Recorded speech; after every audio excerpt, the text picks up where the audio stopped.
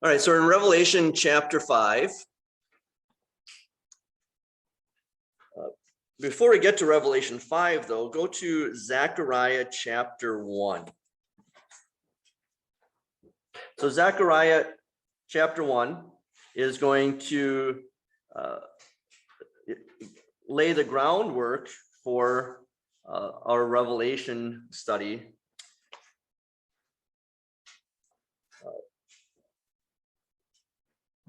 All right, starting with verse 7.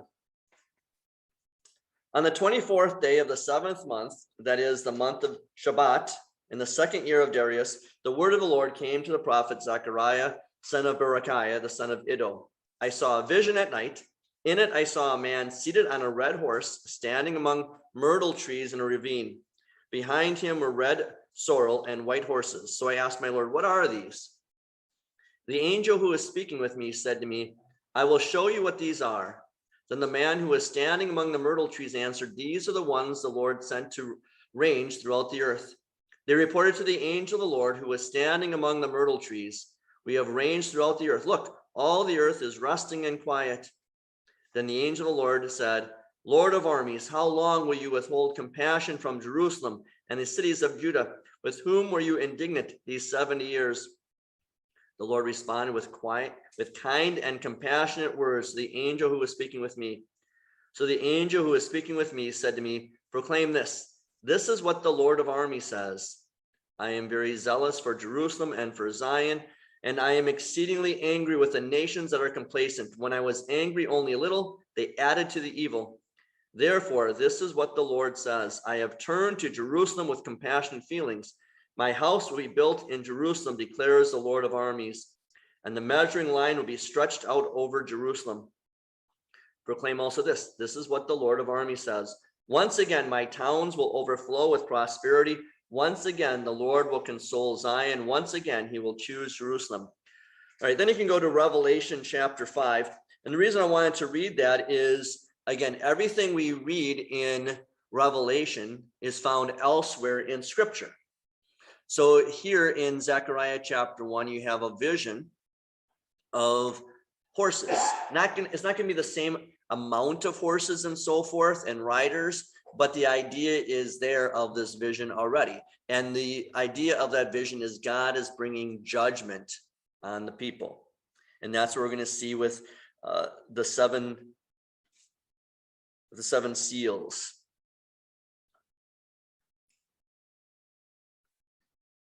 Oh, my notes are not working. That is very distracting. I'm sorry, we did chapter 5 last week. We're on chapter 6.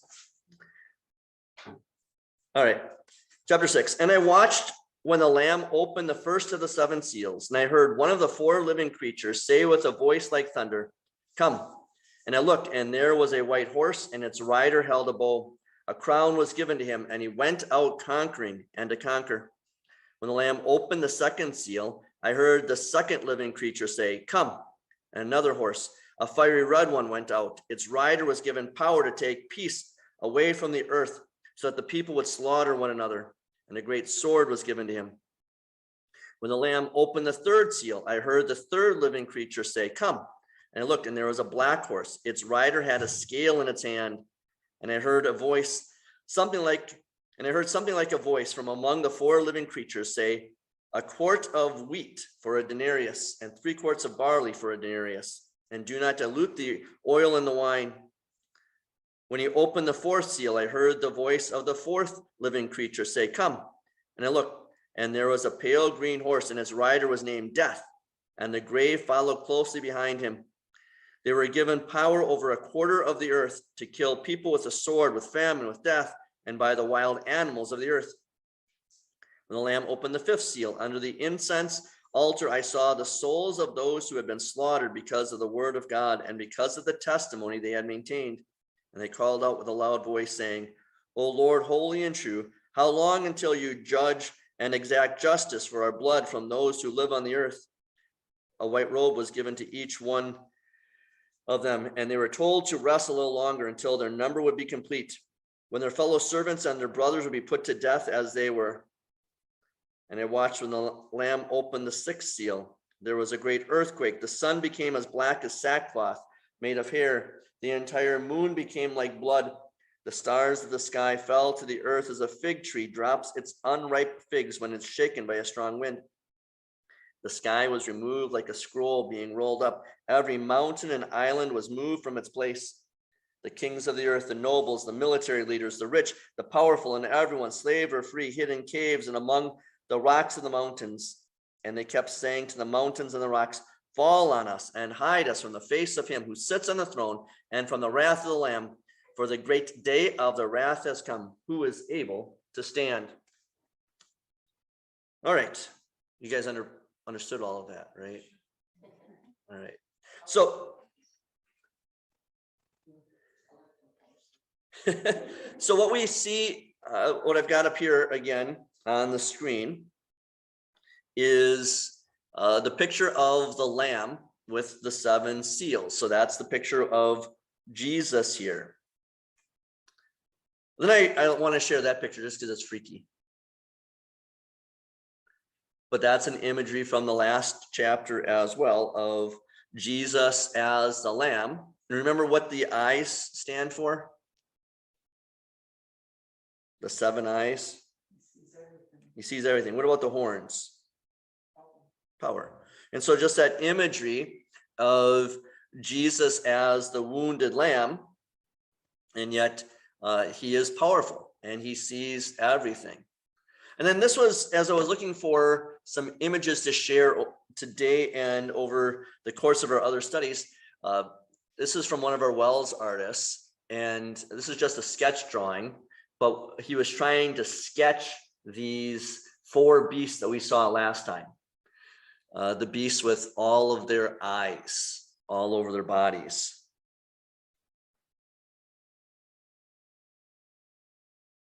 Okay. All right, then we get to the imagery of the 4 horsemen. All right. So there, what is the first horseman? What color is it? White. All right, so go then to Matthew chapter 24.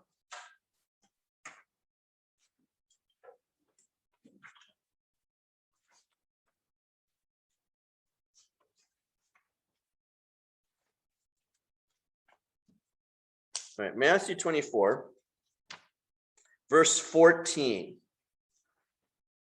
So that's 1468 in your EHV Bible. This gospel of the kingdom will be proclaimed throughout the whole world as a testimony to all nations, and then the end will come. So what do you think this white horse represents?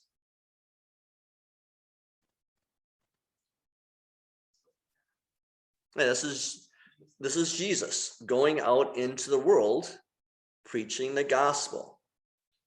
All right. So as we go through these horses, I'm going to ask you then at the end, when we see these horses, where do you see them now in our culture? All right. The second horse, what color is it? Red.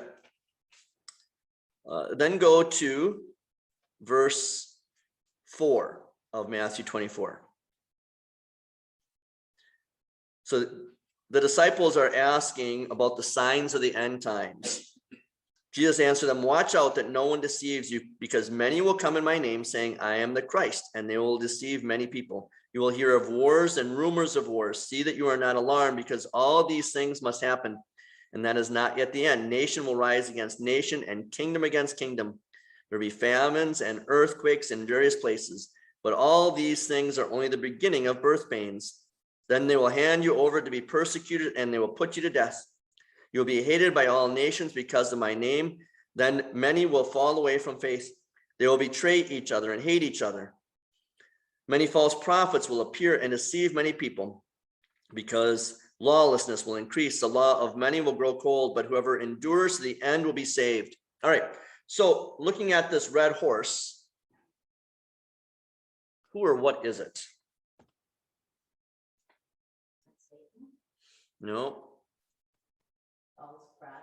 Look at it, they kind of line up with what we just read then in Matthew 24. And what does this horse do? The rider on the horse do? What's that?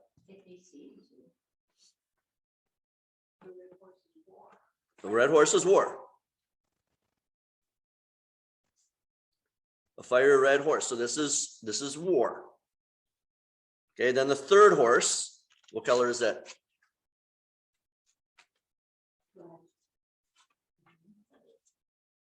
Okay, black.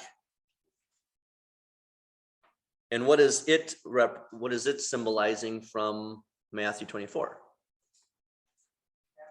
Famine. And then the last one, the last color of the horse. And what is that symbolizing? Sickness and death. All right. And so what you're seeing here, and so this is one of the famous paintings. When you look up the four horsemen of the apocalypse, this is what always comes up.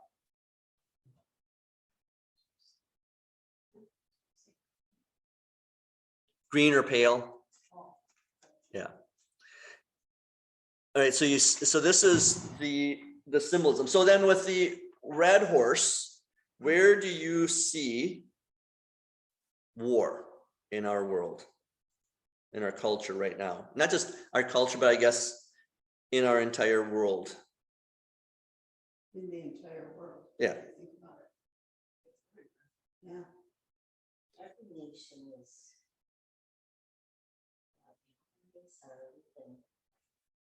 hating us, our allies. Middle East is where you're fishing for, right? Well, Middle East, but it doesn't have to be just the Middle East. It can be, yeah, well, that's the Middle East, but Heard a lot about China yeah. this morning. Okay, what was going on with China this morning? We got the aircraft carrier from us in Britain. We have two aircraft carriers down there. China's loading up around what's the name of the island? Taiwan. Okay. So everyone's loading up down there and getting ready for something.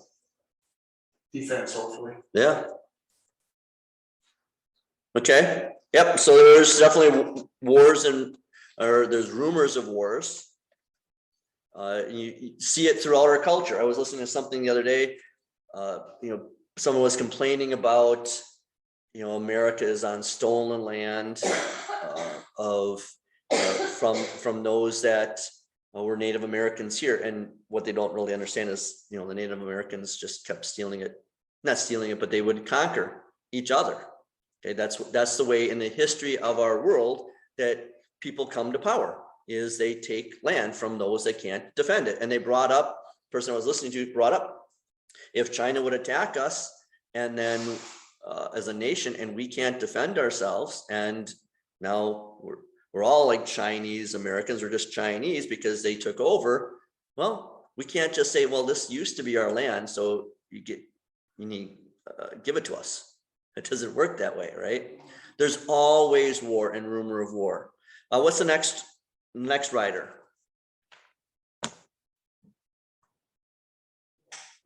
Black horse. Okay, and what does that represent again, the black horse? Famine. Okay, and it says there in Revelation 6 that its rider had a scale in his hand and a quart of wheat for a denarius. So what is he talking about there with the cost of food?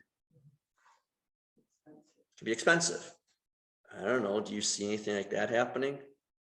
Yeah, there was a thing on the news yesterday that things are going up not only for the food industry, but the grocery stores and all. It's going up tremendously. Yeah. I just had to stop to pick up my car today, and I asked the guy, well, rotate the tires, and the lady called back yesterday, said, man, we're not going to rotate them. You need 4 new tires. Okay. So that's fine. And when I went in today to pick up the car, and they said, well, we'll have to wait for the tires. They're coming in next week. And they said, just in last month, everything jumped at $10 a tire. Okay.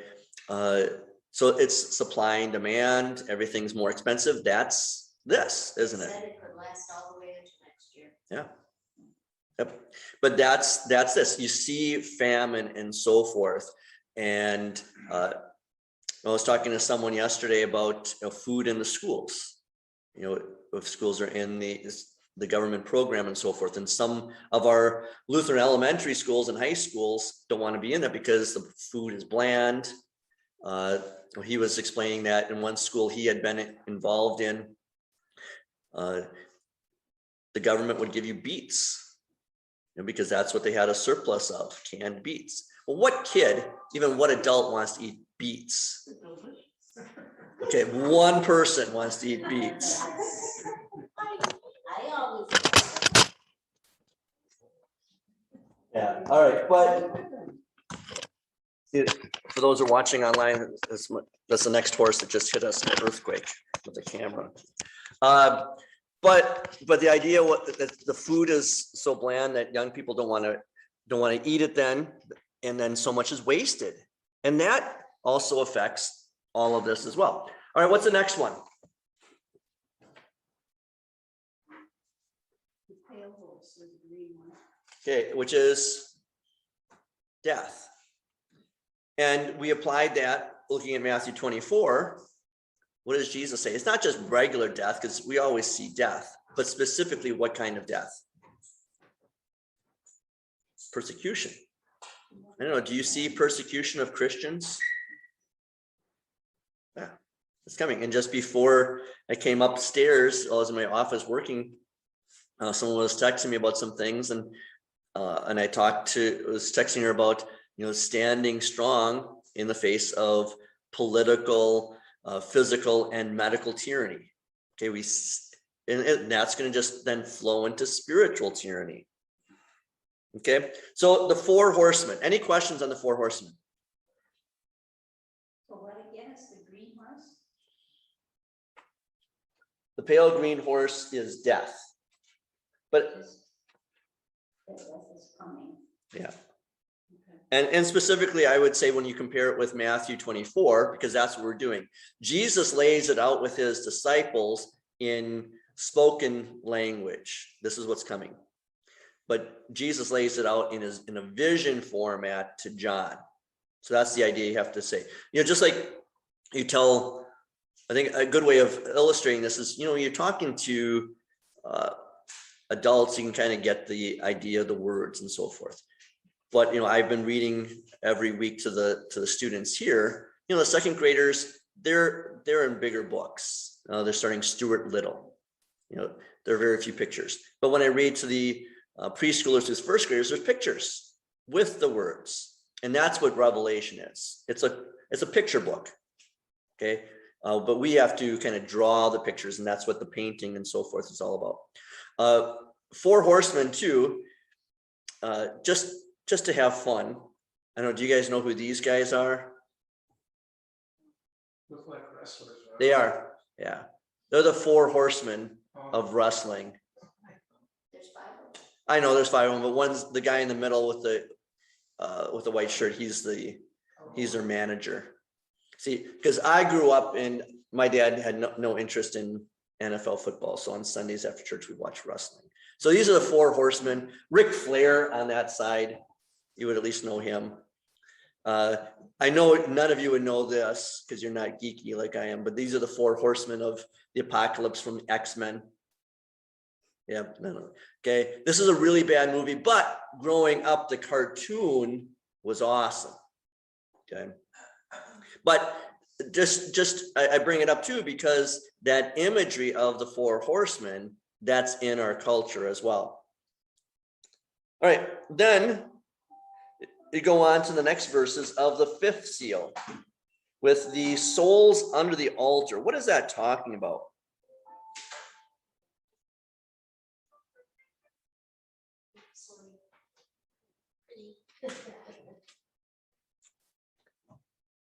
So you see in verses 9 through 11, the Lamb opened the seal, and under the altar are the souls of those who had been slaughtered.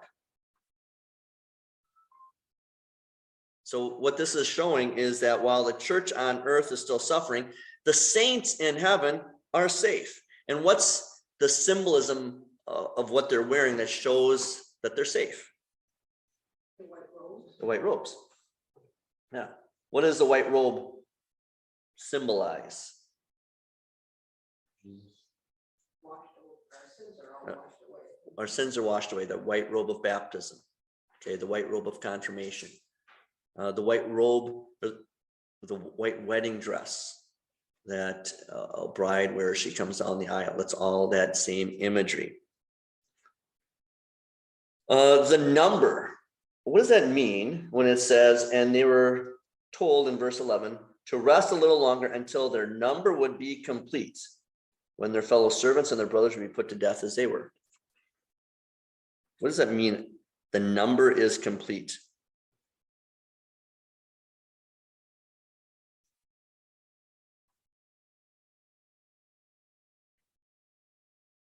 All people have died, all the souls have died. Yeah. So remember this number, that when the number is complete, we're going to see that number in the very next chapter, the number of 144,000 and what that symbolizes. But that's the number. When it's complete, what this is saying is God knows those who are his. That's the doctrine of predestination.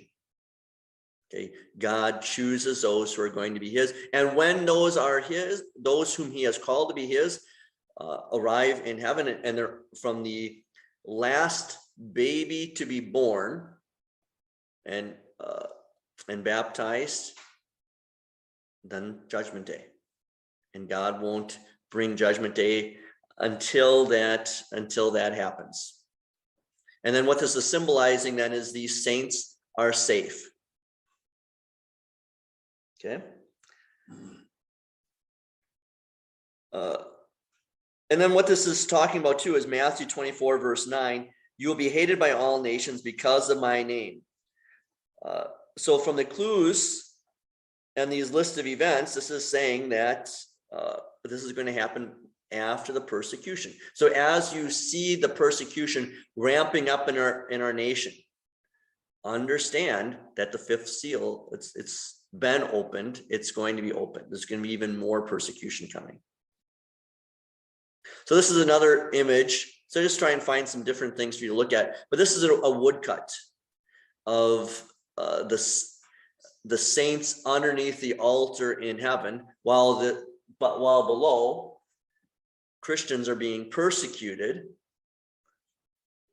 You know, it's just going to be as awful as it is for us. It'll just last a short time.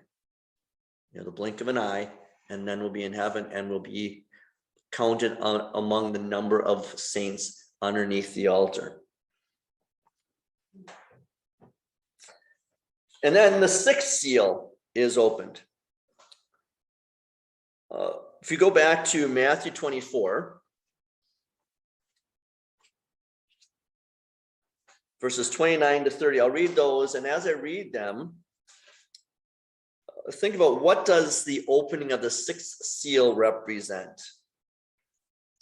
Starting with verse 29. Immediately after the misery of those days, the sun will be darkened and the moon will not give its light.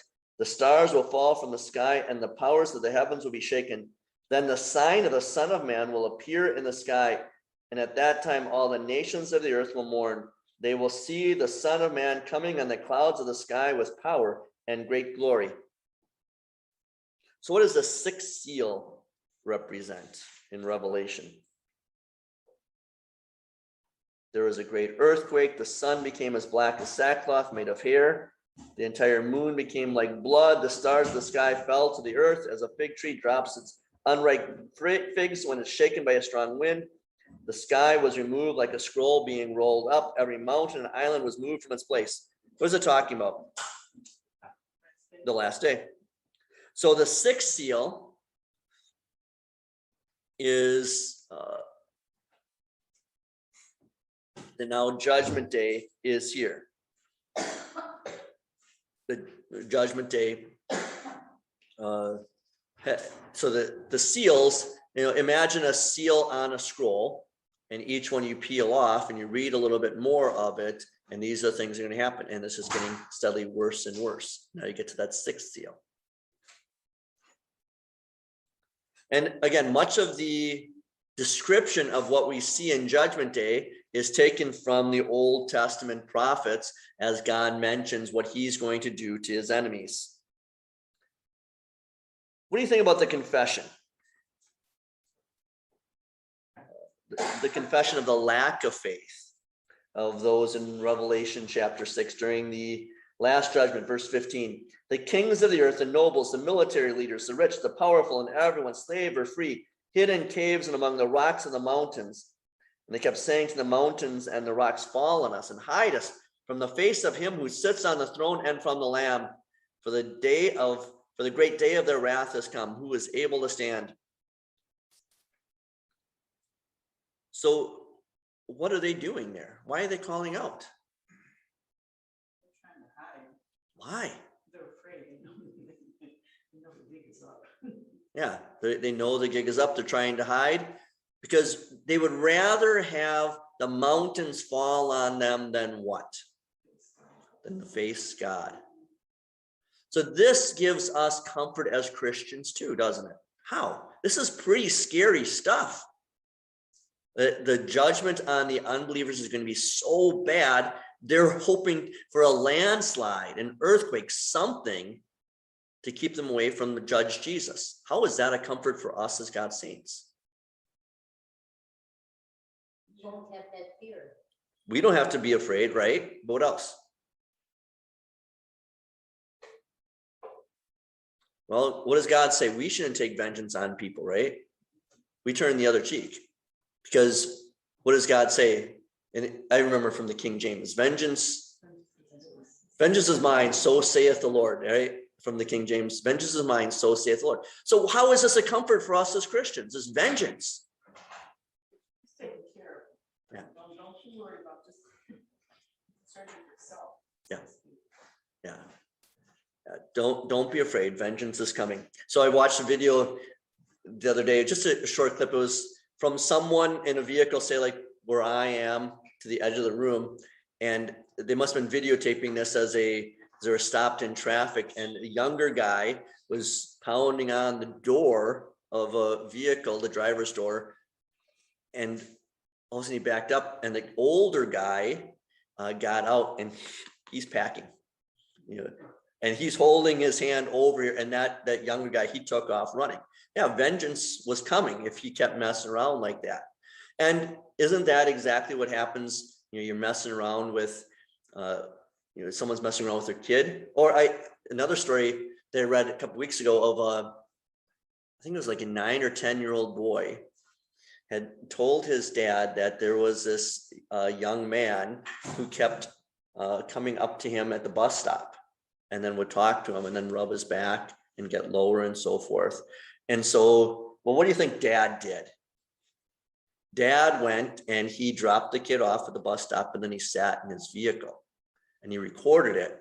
And then he went out, and when he saw the guy do that to his son, that was the last time that guy did it, because the pictures of that guy at the police station, his face is pretty black and blue and bloody and so forth. Because, and I use that imagery of, that's what God does for us, right? We're the kids, we're like 9 and 10-year-old boys against adults. We can't protect ourselves, but God, our Father, sitting there, he's coming with vengeance. So we don't need to worry about it. Anything on that section? So with that, again, picking up on what Jesus is telling John here. One question. Okay. It says everyone hid in the rocks. What are you asking, Larry? Well, it said kings, nobles, leaders, and everyone, so they were free hid in the caves. Oh, And the rocks, and they kept saying, what's that? Everyone. right. I think understood though are the unbelievers. From the least to the greatest. They say it from the greatest to the least, from the kings and rulers down to the slaves. Is But there gonna be a rapture? No,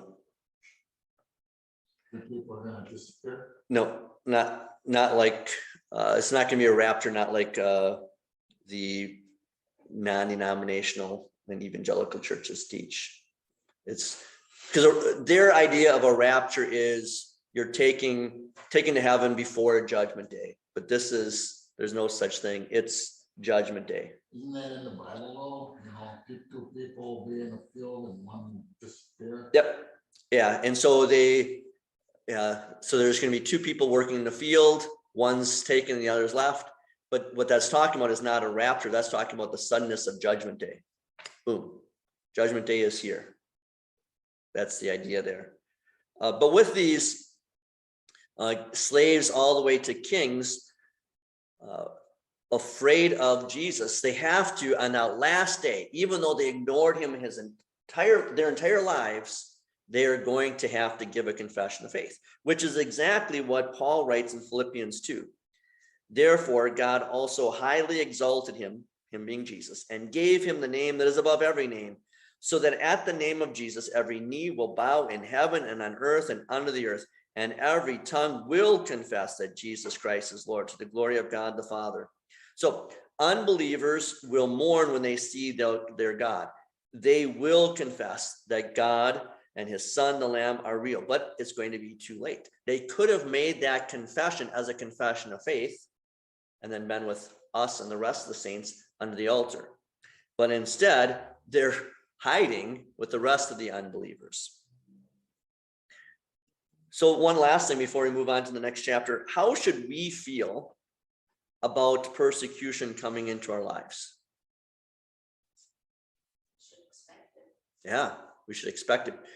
What's one of the reasons why we get so upset about persecution? It's not fun. Well, it's not fun, but also we don't expect it, right? I was listening to something the other day, and the gentleman said that he usually, when he figures things out, he figures them out from the worst scenario to the best. What's the benefit of something like that? If you're planning, say you're starting a business, or you're even just moving to a new house with a new job, what's the benefit of having a worst case scenario outlook? What's the benefit of that? Well, then it's not gonna be worse. It can only be better. It can only be better. It can't get worse. What else? You should be cautious. Yeah. Well, and this person said too, he's thankful because, and this is, I think, the attitude that most people outside of America, maybe most people outside of America today have, because life is really rough for them. And it's probably the reaction of most people throughout history, because life has been really rough for them. And then when things go well for them, when they're expecting it to be really awful, they're going to be grateful. But what is our attitude as 21st century American citizens, even as Christians? We're soft and we're used to having everything nice and easy, and if anything bad happens, sometimes this evil is unreasonable, even when it's coming. Yeah. You don't expect it. Yeah. So for example, I filled up my water bottle yesterday, just a simple thing. Didn't taste good. Someone had posted on Facebook with Racine, I don't know, the Racine News or something like that. Someone I know had said, has the water in Racine tasted bad lately? So it tastes bad. Well, it tastes bad all over the world, doesn't it? Where people are walking in Africa miles to go get some water from a muddy water hole and try and bring it back and boil it and clean it. And I'm going to complain about. An article a few years ago said Racine has some of the best water in the country. Yeah, but just a simple thing like that, or even foggy.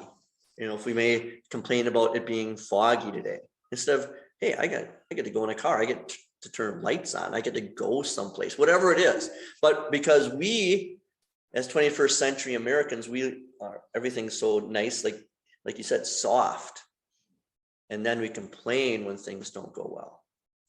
You asked about persecution before. Were you asking about persecution because we're Christian? Yes. Or just persecution, just trying to get through life because you're white male? Yeah. Yeah. No, I'm talking about persecution of Christians, but just that idea, the reason I went on that tangent is because we are soft and we expect things to go well for us. And then now there's persecution coming. Like Jamie said, we should expect it. What else? How should we react to persecution? I always think God's in control, because I really, if I let my earthly simple mind go, I get scared. Yeah. sometimes. And God's in control. Yep. I think it's important too to find other Christians, because when you're standing alone, what can happen? You're ganged up on. It's easy to be bullied when you're by yourself. And yet when you've got a couple of people that believe the exact same thing that you do, it's easier, isn't it?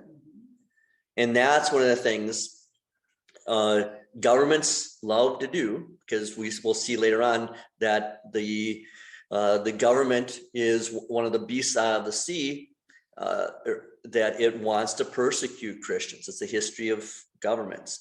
The apostate church loves to persecute Christians because it's the opposite of the Christian church. And what does it do? These beasts, they separate people. And we like to be separated, and we like to be on our social media. We like to be in our homes. We're older and don't want to go out. I know that. I'm older. Just stay at home. We separate ourselves.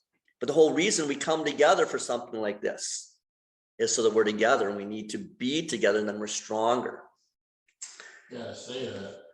I know there's persecution going on in the world, but I've gotten through my whole life and I've never once felt persecuted because I was a Christian. Yep. And that's the thing, it's going to be coming. And what we need, I've always said it, is what we need in America is good old fashioned persecution. Because what happens when, No, thanks. I know, no thanks. And yet what happens when Christians are persecuted? What has happened in the history of the church? We get stronger and the church grows. So that I forgot to mention that before with the white horse. The white horse is the gospel that's spread throughout the earth, and especially during times of persecution.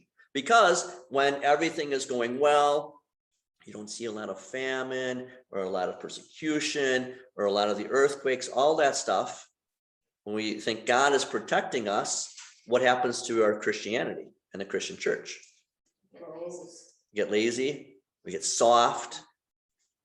And yet when the Christian church is persecuted and we're moving around, what happens? Then we get stronger and it grows. So where do you see right now the white horse of the gospel being spread out? Give me some examples. Africa. How about Africa? They've grown tremendously with the Christians. Yep. So the Christian church in Africa, and they're sending missionaries to America, which is pretty amazing. Someone said China. Why China? What's happening in China? I think we were over there in schools, meanwhile, and we had false churches and trying to, people are coming to these house churches and they don't have room for them, and they have to, because they have to do it secret. Yeah. What else? Give me one more example. That's where it started, right? Christianity in Asia. Well, it started over in that Middle East area. Another example is just even in our wells with the online presence. More and more of our members, I'm finding out, are listening to the podcasts. Pastor Hagen, who does the Raised with Jesus podcast, he sent me a graphic that we had 1.3 thousand downloads last week.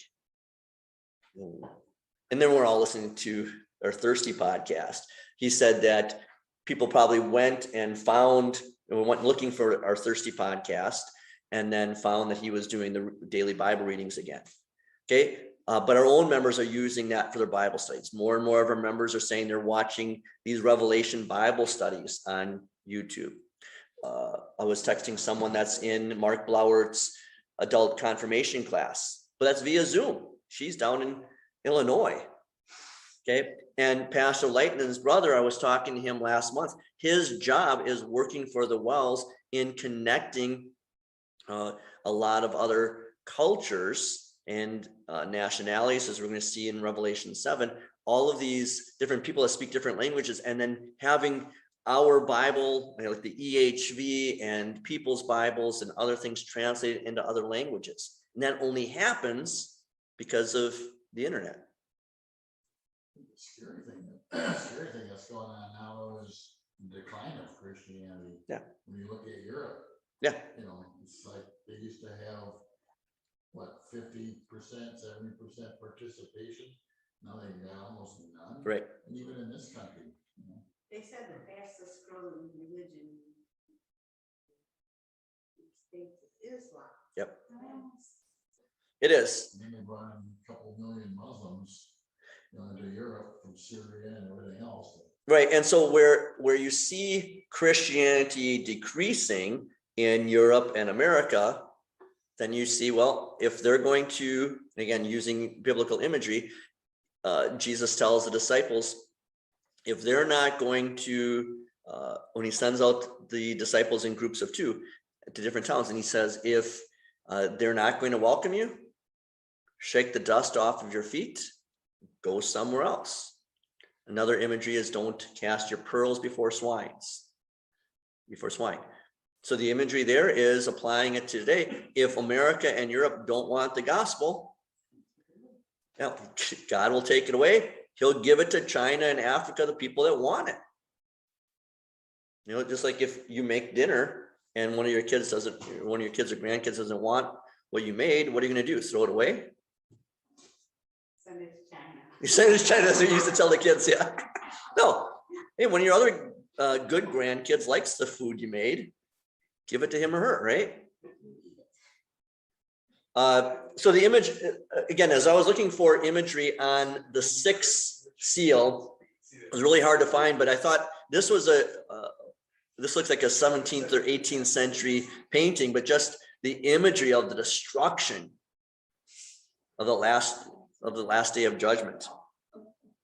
The last thing then about persecution. How should we feel about the prospects of persecution? Acts 5:41. The apostles left the Sanhedrin rejoicing that they were considered worthy to suffer for the name of Jesus. We should rejoice when persecution comes. Because if persecution doesn't come, it's maybe because they don't know we're Christians. James, consider complete joy, my brothers, whenever you fall into various kinds of trials, because you know that the testing of your faith produces patient endurance. And so there, because we're being persecuted, we're stronger in our faith. Okay, then let's get to Revelation chapter 7. This one's a lot more familiar. You read Revelation 7 a lot for, we'll hear it again, All Saints Day, November 1st, Saints Triumphant, the 3rd Sunday of End Times. John says, after this, I saw 4 angels who stood at the 4 corners of the earth. They were holding back the 4 winds of the earth so that the wind could not blow on the earth, the sea, or any tree.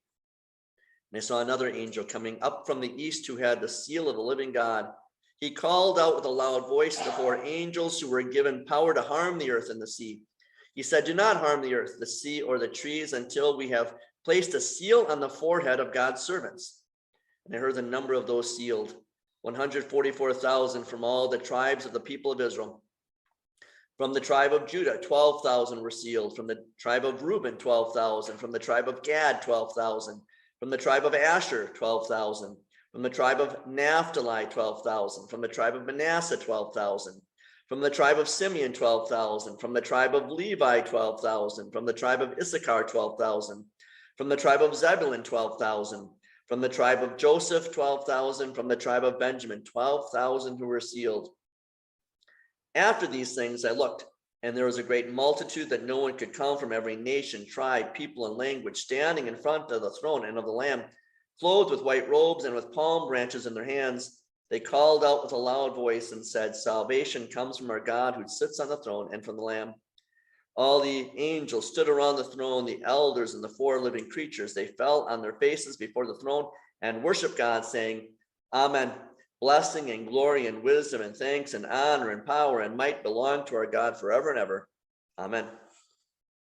One of the elders spoke to me and said, "These people dressed in white robes, who are they and where did they come from?"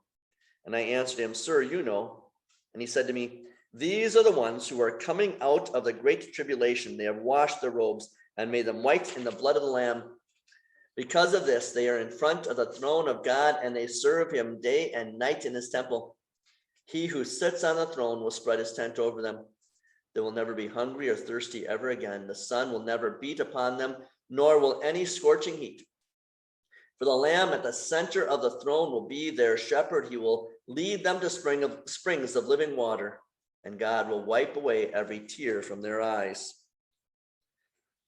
Okay, what is the seal of the living God?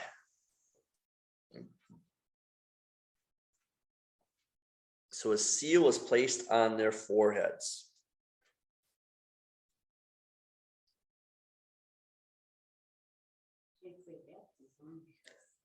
Well, that's what we're going to look at. So a seal marks something. Okay, with cattle and sheep, what do you put on them? A brand. Okay, with your kids, when they go to school and they all have the same backpacks and stuff, what do you do?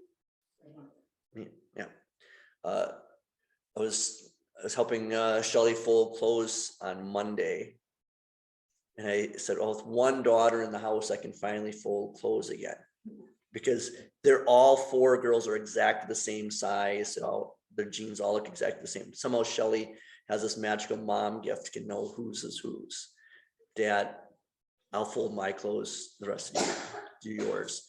But you know, it would have made it easier if the girls would have had all the clothes look the same and then wrote on it, but they didn't. Okay, so I didn't fold clothes. What is the seal? Again, biblical imagery. Ezekiel 9 verse 4.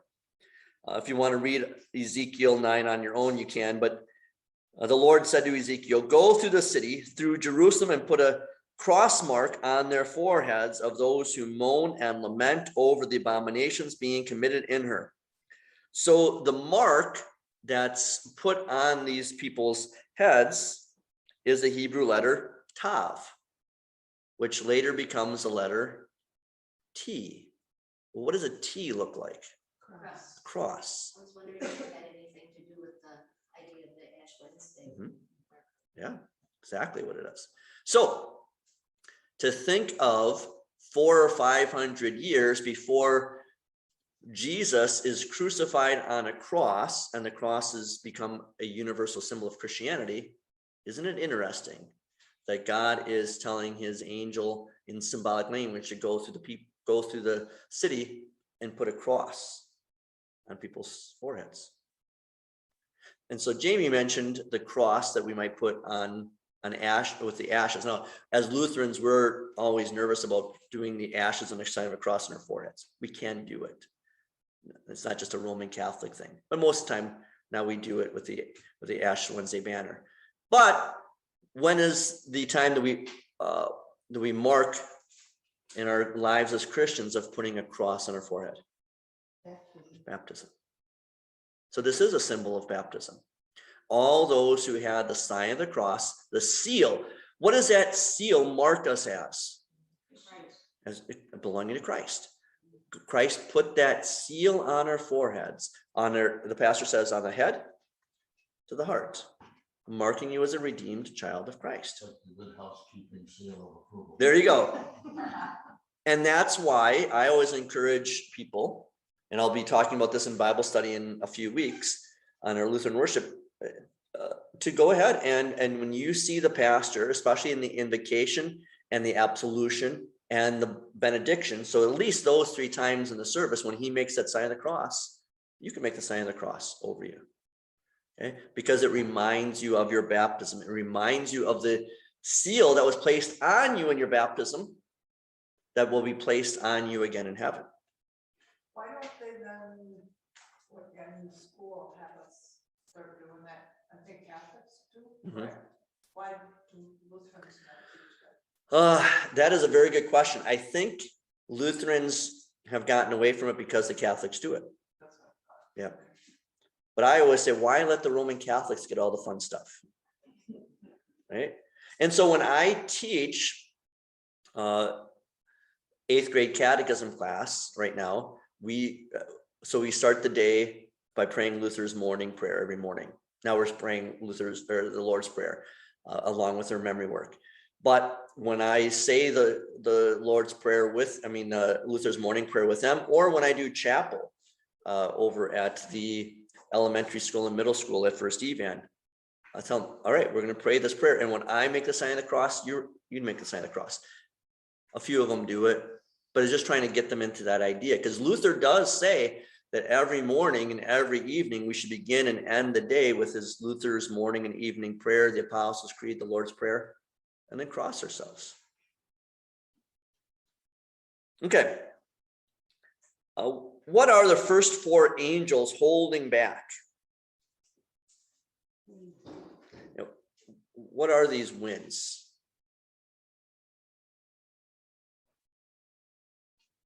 It's the destruction that's coming. Again, Daniel 7 verse 2. Daniel said, during my visions at night, I was watching and saw the 4 winds of heaven churning up the great sea. In the Old Testament, wind sometimes symbolizes the forces of the earth that God would stir up against his enemies.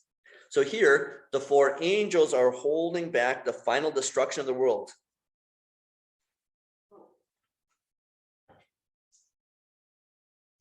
Destruction of the world, that is coming from the Lord. Mm-hmm. Yep, the destruction is coming from the Lord. The 4 winds, the 4 corners of the earth, 4 points of the compass.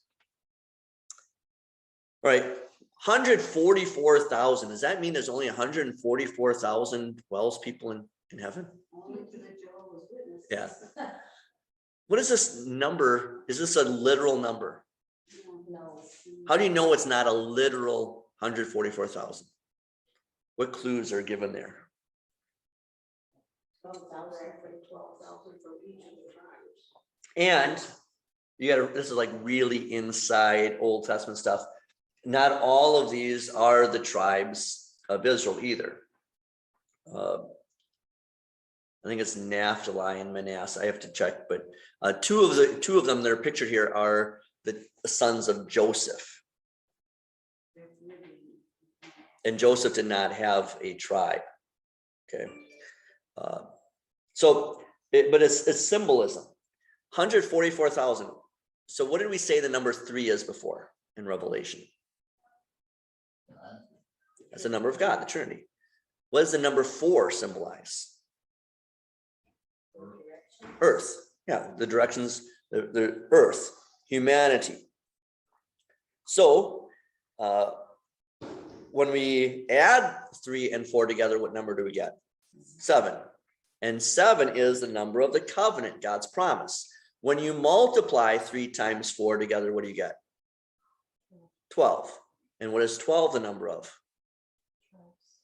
The tribes of the Old Testament and the apostles. So 12 is the number of the church.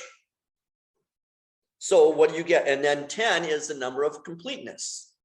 So you take 12 times 12 times 10 times 10. No, I'm trying to do math in my head, so I'm getting myself up. That's right. Whew. All right.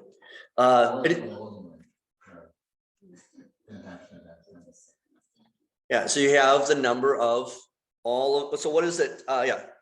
You have 12 times 12, 144, times 10 times 10 times 10, 1,000, 144,000. What is this symbolizing? All of God's people. That's it. All of God's people are pictured here. And how else do you know in verse 9? So here's another picture I found of all of God's saints around the throne. Just, I like that imagery. You can't even see the end. How else do you know, according to verse 9, that this is a symbolic number? John says, after these things, I looked and there was a great multitude that, but I thought I just counted them. Right? And where are they from? This is so important.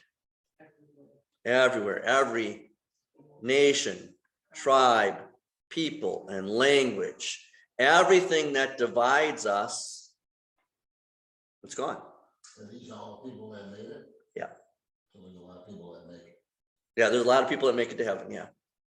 But it's one of the things I've been talking with my 8th graders about when we studied the Tower of Babel, and we talked about the beginning of races, but I showed them a video from Ken Ham of Answers in Genesis saying there are no races. I'm trying to get them because they're all different skin colors in 8th grade in our school. Say we're not different races. We're not Hispanic or Anglo or Black. We're all of Adam's race. That was even something that Ken Ham said, you know, when you get the census every 10 years, don't put down white or black or Hispanic or whatever, put down Adam's race and see what the government does with that.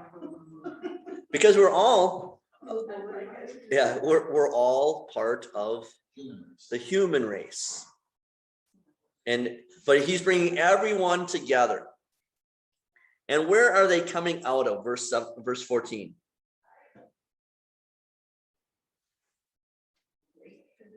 Yeah, they're coming. What is that talking about? They were still alive, that they were still alive at the end. Right, they were still alive at the end time. And what is a great tribulation? That's right now, right? Well, and what's important is these are those who, I think in previous translations, those who have come out of the great tribulation. The EHV translates it, those who are coming out. Why is it important, the tense of that verb? Those who have come out versus those who are coming out. Present tense. Yeah, why is that important?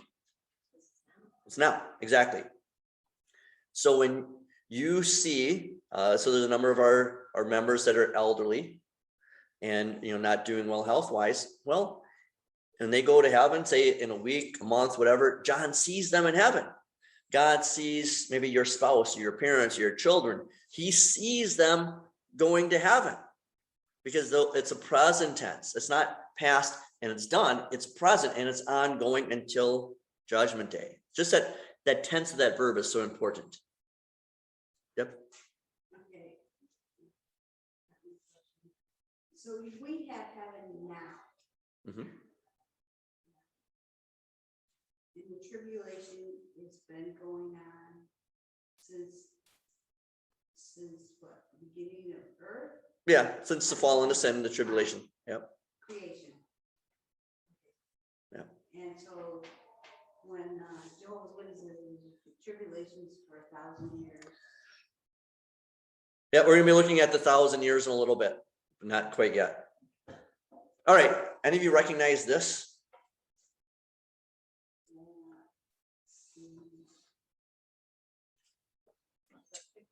Yeah, it's one of our paintings. This is during the season of end times. So beginning of October, we'll be putting this painting up. What is the imagery here? It's right from Revelation 7. What is the lamb? Christ. Notice the wound. All right. How about the nimbus? So this is something I learned from Pastor Pope. So there's 3 rays around the nimbus. So this painting, along with the other corresponding painting on the other side of the church of Jesus in his human form sitting on the same throne, also has that nimbus with 3 rays. And he would say in regular paintings, let's see. So like this painting, you notice there just a nimbus around people's heads, signifying they're saints. But notice with this one, there are the 3 rays coming from it, and that in art pictures the divinity. Okay, so just something simple like a halo. We would call it a halo, but a nimbus. How about, since I've got this painting up there, the altar, not the altar, I'm sorry, the throne. What is the symbol on the back of the throne of a circle and the 3 interconnected ellipses? What is that a symbol of?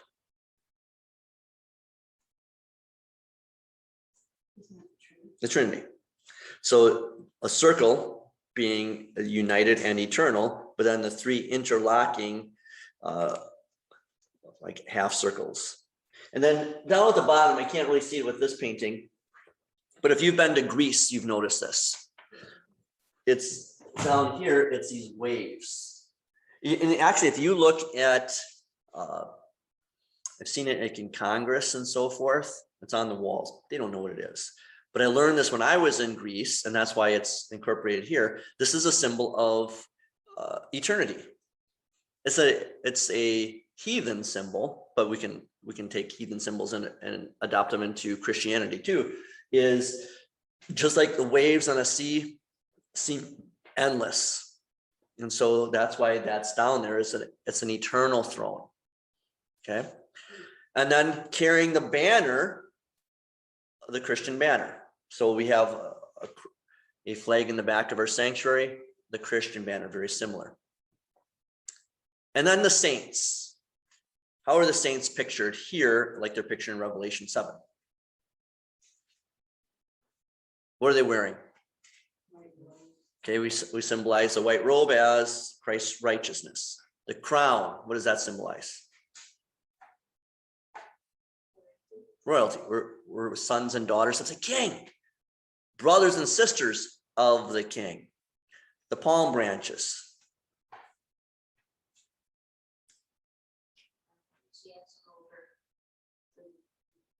Yeah, our enthusiasm, our excitement. Palm Sunday, they're waving palm branches. Then you have the river of life that flows through. We'll see that in Revelation 21 and 22. And then New Jerusalem, the golden city with the tree of life in the background. Okay, but again, when you see this painting for a month, it's only for 4 weeks during end times. When you see this up there, that's imagery exactly from Revelation chapter 7. They use that in Isaiah, in the book of Isaiah, the New Jerusalem, the city. Just read it. Okay. Yeah, and again, the symbolism is elsewhere. And then the last part I want to focus on is right toward the end, those phrases. What will each mean for you in verses 17 to 15? They are before the throne of God. What does that mean? Yeah, you're with God. And not, we're with God now, but we don't see him. Okay, we'll see God with our own eyes. They serve him day and night in his temple. What does that mean?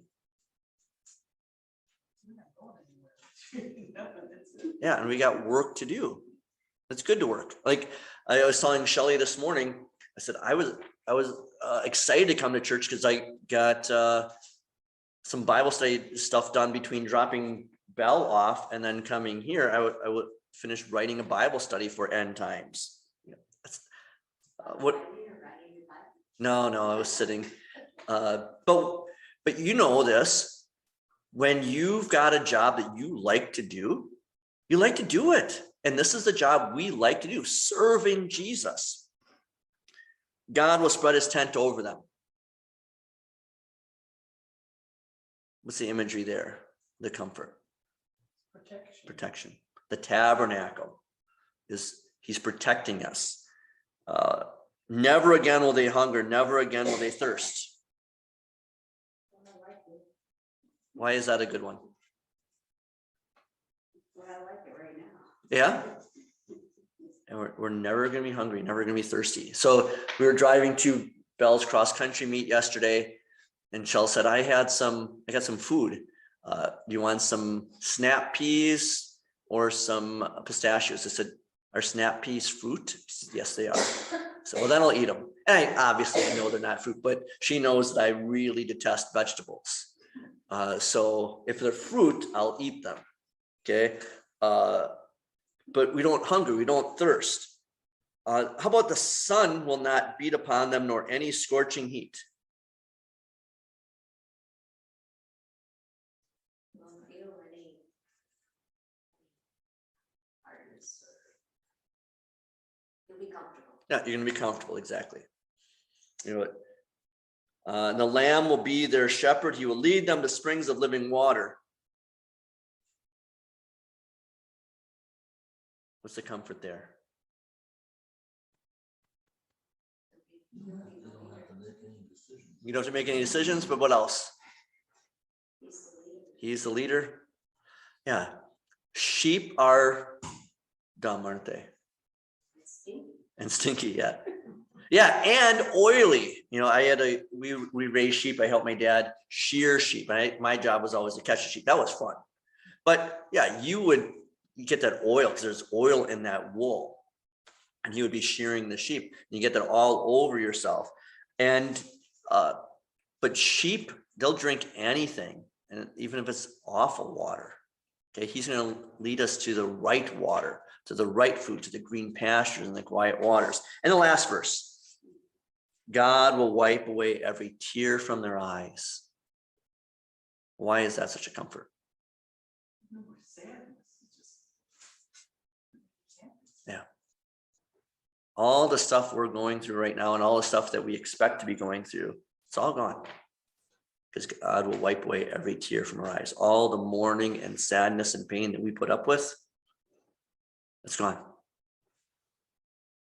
All right, anything else on Revelation chapter 6 or 7? All right, so you can read ahead. Because what I found, because I've done this with my own Bible study in Revelation, is to read through it, kind of figure out what it's talking about. And then when you go through it again, it makes it that much easier instead of just reading it cold the first time. All right. I was walking through Coles the other